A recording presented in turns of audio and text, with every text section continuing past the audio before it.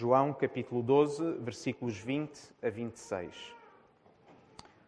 Ora, havia alguns gregos entre os que tinham subido para adorar no dia da festa. Estes, pois, dirigiram-se a Filipe, o que era da Betsaida da Galileia, e rogaram-lhe, dizendo: Senhor, queremos ver Jesus. Filipe foi dizê-lo a André. Então André e Filipe foram dizê-lo a Jesus. E Jesus respondeu-lhes, dizendo: É chegada a hora em que o Filho do Homem há de ser glorificado. Na verdade vos digo, que se o grão de trigo caindo na terra não morrer, fica ele só, mas se morrer dá muito fruto. Quem ama a sua vida, perdê-la-á, e quem neste mundo aborrece a sua vida, guardá-la-á para a vida eterna. Se alguém me serve, siga-me, e onde eu estiver, ali estará também o meu servo. E se alguém me servir, meu Pai o honrará. Esta é a palavra de Deus. Gostava de convidar os irmãos a manterem as vossas Bíblias abertas. E antes de passarmos para o versículo 20, do versículo 20 ao 26, gostava que os irmãos tivessem em atenção o contexto em que este episódio acontece e que as palavras de Jesus são ditas e são narradas neste Evangelho. Vejam, irmãos, como este episódio acontece num momento particular da vida de Jesus. João relata a passagem, mesmo antes deste episódio, relata a passagem que nós conhecemos como a entrada triunfal de Jesus em Jerusalém. Muitos de nós conhecemos essa passagem, certo? Em que as multidões vêm para receber Jesus enquanto rei.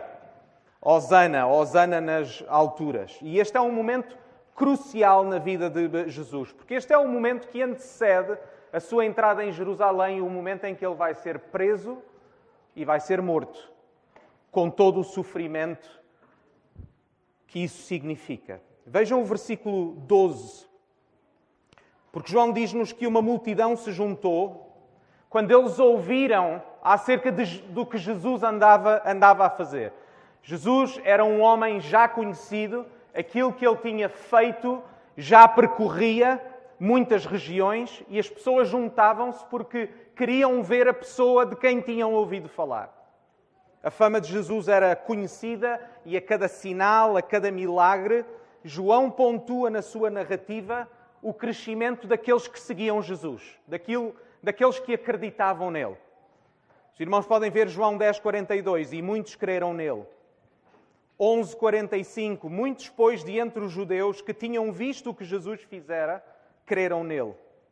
12:21, muitos dos judeus criam em Jesus.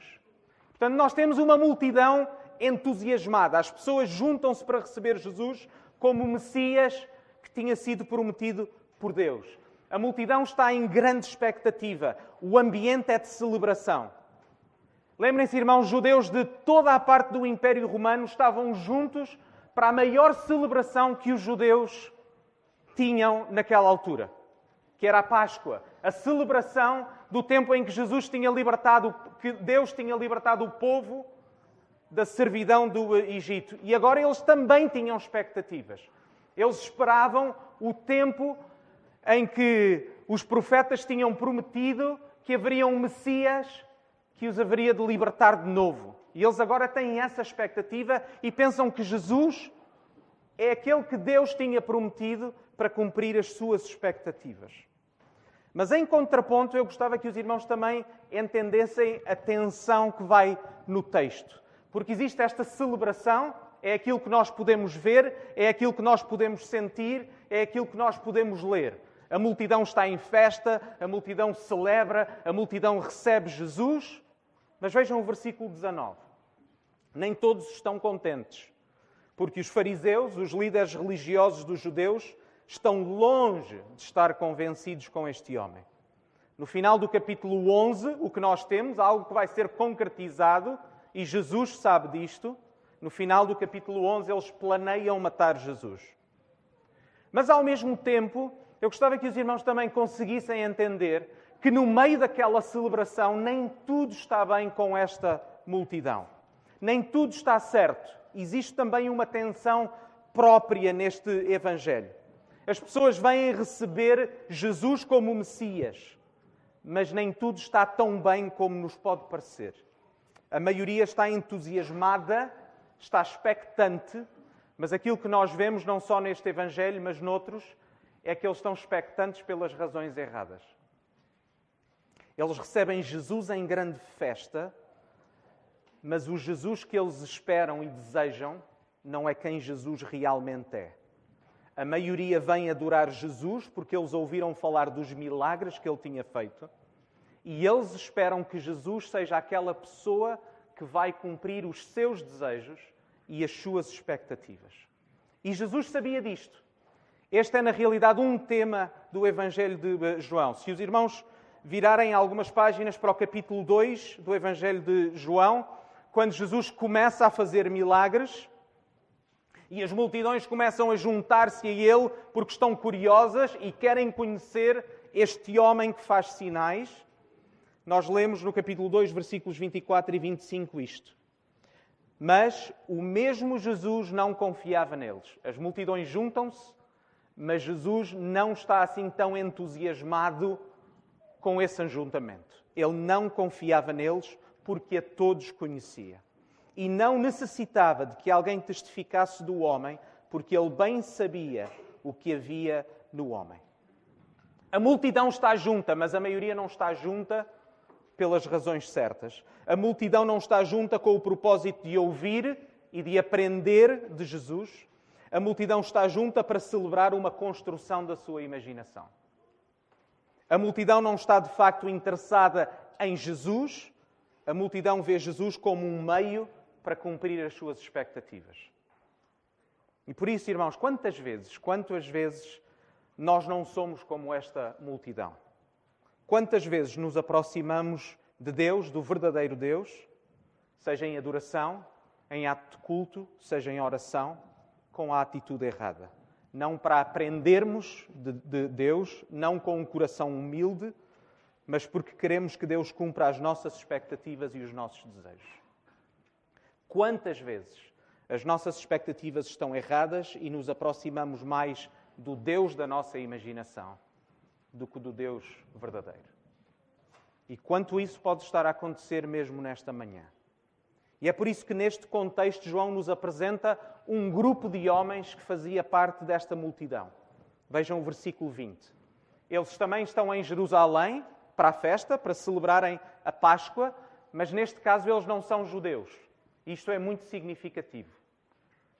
Porque Jesus veio, como o Evangelho de João começa no seu prólogo, Jesus veio para os seus, mas os seus não o receberam. Mas agora estes são gregos. Não necessariamente porque vieram da Grécia, mas porque falam grego. E, portanto, basicamente são gentios, não são judeus. E nós só sabemos duas coisas acerca destes homens, para além deles serem gentios. A primeira, vejam o versículo 20, eles vieram para adorar. Eles vieram para celebrar a Páscoa. Número 2, eles fazem um pedido a um dos discípulos. Eles vão ter com Filipe e dizem, queremos ver Jesus. E aqui há um pedido, não é tanto uma exigência. É um pedido, é um favor. É por isso que algumas traduções colocam mais como queríamos ver Jesus. Seria possível vermos Jesus? Nós queremos conhecer Jesus. Agora notem, irmãos, enquanto muitos israelitas, o povo escolhido de Deus e particularmente os seus líderes, rejeitam Jesus, são os gentios que querem ver Jesus. É da boca dos gentios que vem o mais simples, mas também o mais sublime dos desejos. Queremos ver Jesus. Irmãos, quanto nós precisamos desta simplicidade? Tornamos-nos tão sofisticados, tão divididos na nossa atenção, tão divididos nos nossos desejos, que muitas vezes perdemos a beleza da simplicidade. Queremos ver Jesus. Se te perguntar hoje, o que é que tu desejas? A resposta seria, quero ver Jesus. Notem a simplicidade deste pedido. Nesta narrativa, nenhuma palavra mais, sairá da boca destes homens. Não sabemos absolutamente mais nada acerca deles. Não sabemos absolutamente mais nada acerca do que eles disseram. É a simplicidade e, ao mesmo tempo, a suficiência do desejo destes homens. Queremos ver Jesus. Infelizmente, para a nossa vergonha, enquanto povo de Deus, quantas vezes os nossos desejos e a nossa atenção estão tão dispersas que perdemos até a capacidade de compreender este conceito. Quero ver Jesus e isso me basta. Nós somos europeus, somos céticos. Na nossa descrença, perdemos não apenas a capacidade, mas a sensibilidade. Perdemos a capacidade e a sensibilidade para acreditar naquilo que é simples e naquilo que é sublime e que é perfeito. Queremos ver Jesus. Somos pessoas divididas, somos pessoas fragmentadas, porque é o trabalho, é a família, é a igreja, são os amigos, são as responsabilidades, são as contas para pagar, são os nossos próprios planos e as nossas próprias expectativas de vida. Irmãos, a nossa sociedade está cheia de pessoas cansadas. Está cheia de pessoas divididas. Nós precisamos desta simplicidade. A única coisa que realmente necessitamos e que é suficiente para nos satisfazer. Quero ver Jesus. Consegues reconhecer esta verdade? Queremos ver Jesus.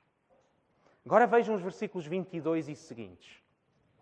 Filipe vai falar com André e juntos apresentam o pedido a Jesus. E agora é que os pontos de interrogação começam.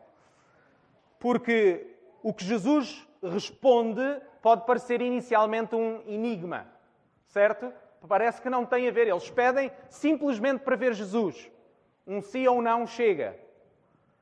Mas aquilo que Jesus fala pode nos parecer inicialmente um enigma, porque nós não conseguimos entender porque é que Jesus diz o que diz. Eles não colocam nenhuma pergunta teológica, eles não parecem ter nenhuma agenda escondida, eles não pedem nada material, eles só pedem para ver Jesus. E em primeira instância, ou em primeiro parecer para nós podemos pensar que Jesus simplesmente ignorou o pedido deles e simplesmente passou a outro assunto porque tinha coisas mais importantes em que pensar. Sabemos que estava próxima à sua prisão, estava próxima à sua morte. Mas pensem nisto, quando lemos o texto de forma mais cuidadosa, percebemos de facto que Jesus responde ao pedido daqueles homens. É verdade que ele o faz de forma indireta. É verdade que Jesus os surpreende. Mas é isto que Jesus faz muitas vezes. Ele surpreende-nos com as suas respostas. Isto é comum nos Evangelhos, porque as pessoas têm expectativas e Jesus muitas vezes responde de forma indireta. Não responde àquilo que as pessoas realmente querem ouvir. Mas responde melhor, porque dá-lhes as respostas certas. E a forma como Jesus responde ao pedido destes homens é dizendo como é que eles o podem conhecer realmente. Se eles o querem ver, Jesus responde como é que o podem realmente ver, como é que o podem realmente conhecer. Existe aqui um jogo de palavras. Eles querem ver Jesus e Jesus responde como é que eles o podem conhecer verdadeiramente. Na mente de Jesus, o pedido daqueles homens naquele momento é a lembrança do seu ministério, é a lembrança do propósito da sua missão, é a lembrança do facto de que ele se tornou homem para dar a sua vida, não apenas pelos judeus, mas por todo o mundo. O que Jesus responde é de forma indireta, na verdade, o que eles desejam. Vai ser no cumprimento da sua missão que Jesus se vai dar a conhecer de forma completa, tanto a judeus como a gregos, gentios. Reparem, pensem neste contexto. Uma multidão vem para ver Jesus. Alguns vieram por curiosidade, para ver o homem que dizem que faz muitos milagres. Outros vieram porque acreditavam que este homem iria libertar o povo da ocupação romana, assim como tinha libertado o povo da servidão no Egito. mas muito poucos vieram para verdadeiramente ver Jesus. E os gregos pedem para ver Jesus, e Jesus ensina-os como o podem ver. Não como um mero produto da sua imaginação, não como eles querem que ele seja, mas quem ele verdadeiramente é. E esta é uma pergunta que nós devemos fazer a nós próprios, que é: o que é que nos trouxe hoje aqui? Vieste para adorar a Deus? Vieste para adorar o Senhor Jesus? Honestamente, o que é que te trouxe aqui hoje? Por outras palavras, o que é que o teu coração deseja? O que é que tu esperas deste culto? Quais são as tuas expectativas em relação a Deus? Porque a verdade é esta, continua a ser verdade, que muitos dizem querer ver Jesus, mas na verdade muito poucos acabam por o encontrar e muito poucos o conhecem. Por isso, assim como o facto de a multidão estar junta para ver Jesus não dizia nada acerca do seu coração, o facto das pessoas terem vindo aparentemente para adorar Jesus não é uma prova de que a sua adoração fosse verdadeira. O mesmo se passa connosco. O facto de estarmos sentados nestes bancos, o facto de cantarmos estas canções, o facto de abrirmos as nossas Bíblias, ou até o facto de nós orarmos, não diz em si mesmo nada acerca do nosso coração. Por isso é tão importante perguntarmos a nós próprios: como é que então eu posso saber se realmente conheço Jesus? Como é que eu posso discernir quais são as minhas reais motivações? Quais são os desejos do meu coração? E é Jesus que nos dá a resposta. De duas formas. Nós sabemos que conhecemos Jesus quando compreendemos quem Ele é e o que Ele fez. E número 2, sabemos que conhecemos Jesus quando procuramos viver como Ele viveu. Vamos ao número 1. Sabemos que conhecemos Jesus quando compreendemos quem Ele é e o que Ele fez. Vejam o que Jesus começa a dizer. Vejam o versículo 23, o início das suas palavras. Ele diz: é chegada a hora. E esta expressão é muito importante porque já tinha ocorrido pelo menos 3 vezes antes deste episódio, mas nas 3 vezes anteriores era sempre como algo futuro. A hora ainda não tinha chegado. Aliás, a mais conhecida talvez é quando Maria, a sua mãe, nas bodas, naquele casamento, vem ter com Jesus e pede aquele milagre. E quando Jesus responde, diz: mulher, ainda não é chegada a minha hora. E Jesus responde desta forma mais 2 vezes: ainda não é chegada a minha hora. E pela primeira vez Jesus diz: é chegada a hora. Quando aqueles gregos, não judeus, chegam para ver Jesus, e Jesus sabe qual é a sua missão, ele começa por dizer: é agora. Eu vim para eles. Eu sei qual é a minha missão.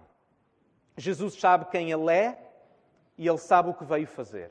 Jesus sabe que Ele é o Filho de Deus, Ele sabe que é o Messias prometido, Ele sabe que a sua missão é dar a sua vida, e o texto é claro que Jesus está ciente que Ele vai morrer. De que Jesus, no momento em que diz é chegada a hora, Ele já está em sofrimento. Vejam o versículo 27, que é o versículo logo a seguir à passagem que nós lemos. Depois dele dizer é chegada a hora de eu ser glorificado, é chegada a hora de eu dar a minha vida, o versículo 27 diz: agora a minha alma está perturbada. E que direi eu? Pai, salva-me desta hora. Mas por isso eu vim a esta hora.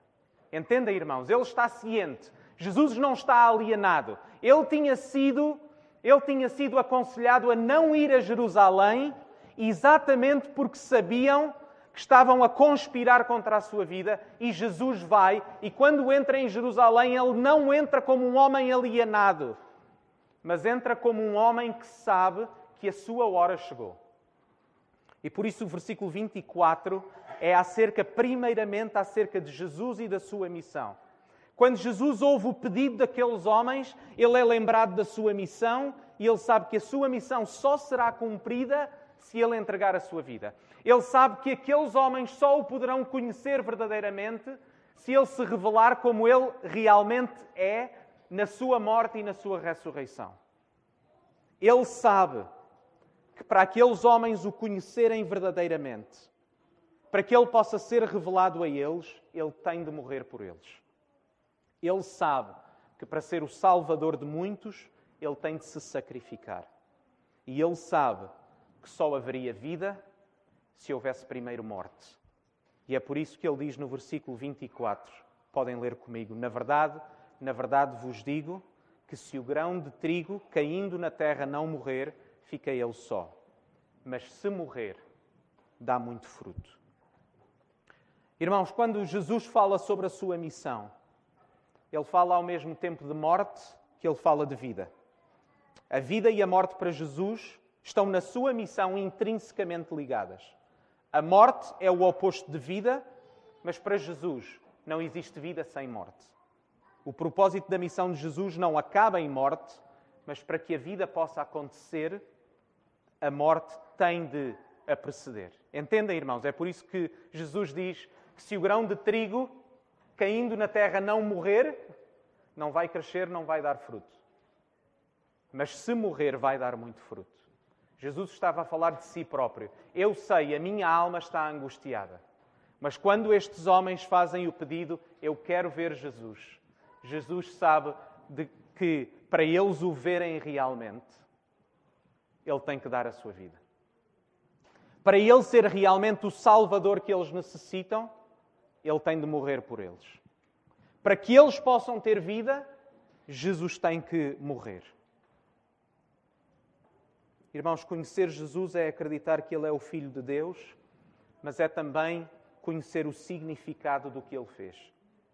É abraçar tanto a sua morte como a sua ressurreição. Porque muitos desejam a vida, mas poucos aceitam a morte. Muitos desejam a ressurreição, poucos a crucificação. Mas sem morte não pode haver ressurreição.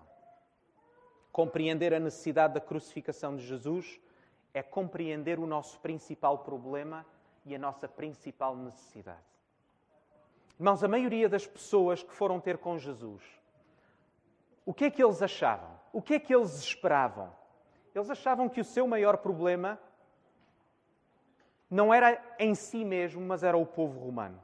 E por isso o seu maior desejo era ver-se livre do povo romano. E por isso as suas expectativas em relação a Jesus tinham a ver com a sua própria avaliação do seu maior problema. E é o mesmo que acontece hoje. Quantas vezes nós consideramos que os nossos maiores problemas são circunstanciais?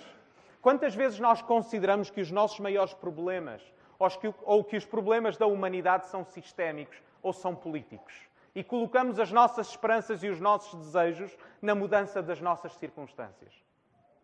Pensemos, por exemplo, nas nossas orações. Qual é o conteúdo das nossas orações? Porquê é que nós oramos mais? Porquê é que nós intercedemos? E as nossas orações são o reflexo daquilo que nós mais desejamos, daquilo que nós mais consideramos que necessitamos.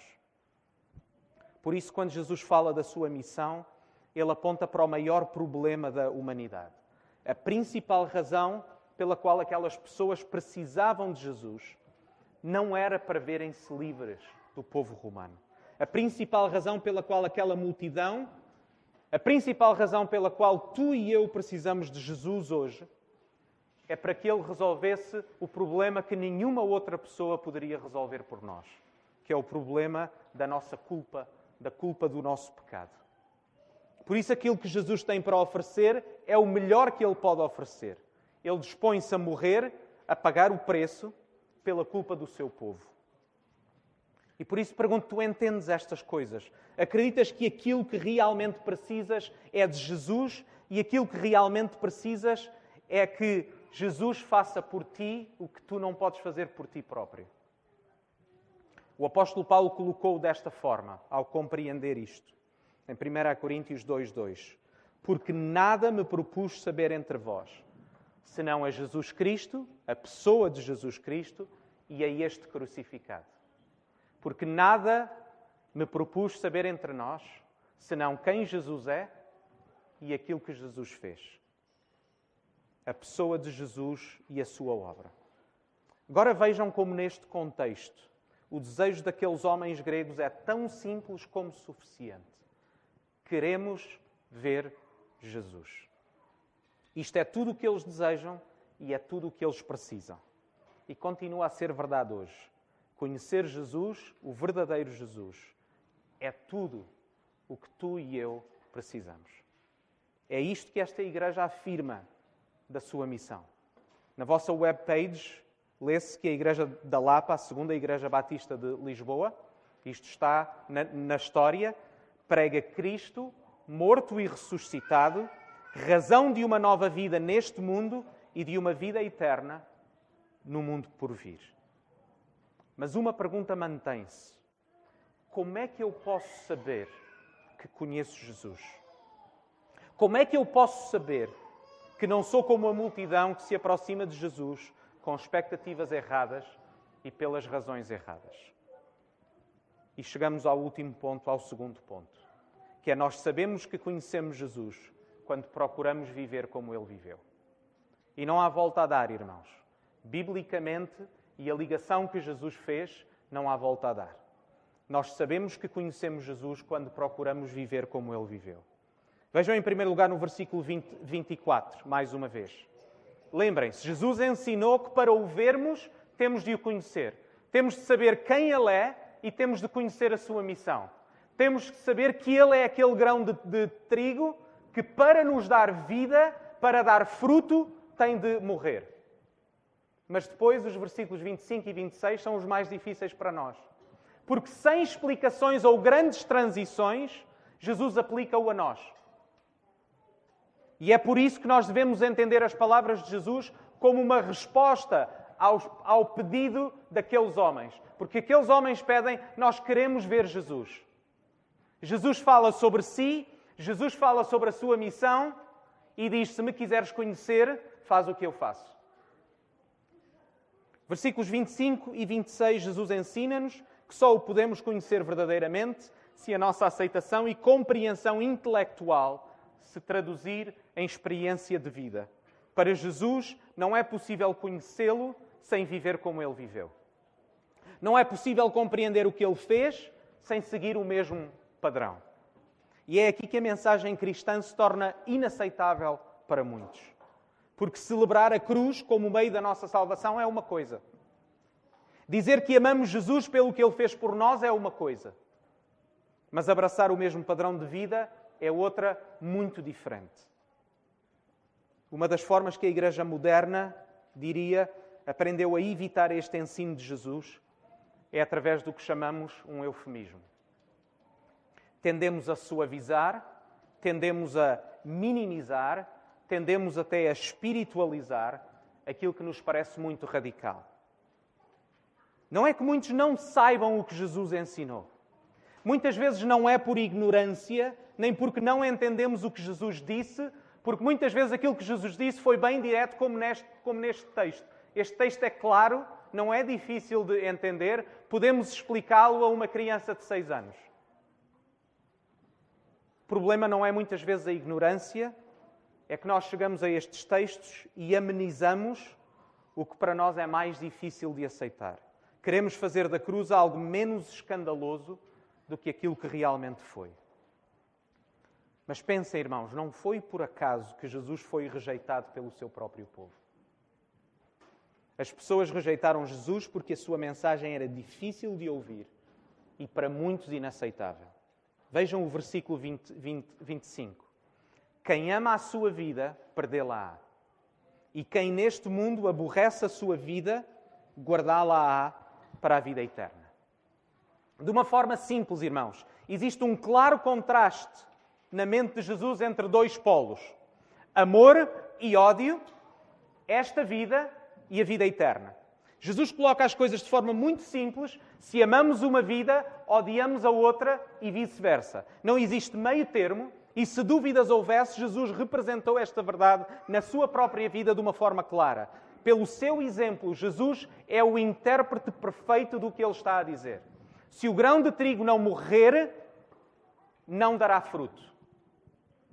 E se nós não perdermos esta vida em favor da próxima, faremos exatamente o contrário. Ganharemos esta vida, mas perderemos a próxima. E Jesus coloca isso de uma forma muito clara. Algo que foi parte do ministério e do ensino recorrente de Jesus. Deixem-me só ler alguns textos. E poderíamos passar aqui horas a ler textos e a falar sobre eles, exatamente com o mesmo intuito e com o mesmo propósito. Lucas 14, 26. Se alguém vier a mim e não aborrecer a seu pai, a sua mãe, mulher, filhos, irmãos e irmãs, e ainda que também a sua própria vida, não pode ser meus discípulos. Não é claro? O nosso problema é a ignorância ou a falta de clareza? Não, é a dureza desta mensagem. Ao jovem rico, Jesus disse-lhe Jesus, se queres ser perfeito, vai, vende tudo o que tens, dá-o aos pobres e terás um tesouro no céu, e vem e segue-me. Mateus 8, 19 a 22. E aproximando-se dele um escriba disse, Mestre, aonde quer que fores, eu te seguirei. E disse Jesus, as raposas têm covis e as aves do céu têm ninhos, mas o Filho do Homem não tem onde reclinar a sua cabeça. E outro dos seus discípulos lhe disse, Senhor, permite-me que primeiramente vá sepultar a meu pai. Jesus, porém, disse-lhe, segue-me e deixa aos mortos sepultar os seus mortos. Não é a dificuldade de nós entendermos o que Jesus quer dizer. É a dificuldade de aceitarmos a radicalidade das suas propostas. Mateus 6, 19 a 20. Não ajunteis tesouros na terra, onde a traça e a ferrugem tudo consomem, e onde os ladrões minam e roubam. Mas ajuntai tesouros no céu, onde nem a traça nem a ferrugem consomem, e onde os ladrões não minam nem roubam. Sabem, irmãos, o objetivo de Jesus não era chocar pessoas. O propósito final de Jesus não era afastar pessoas.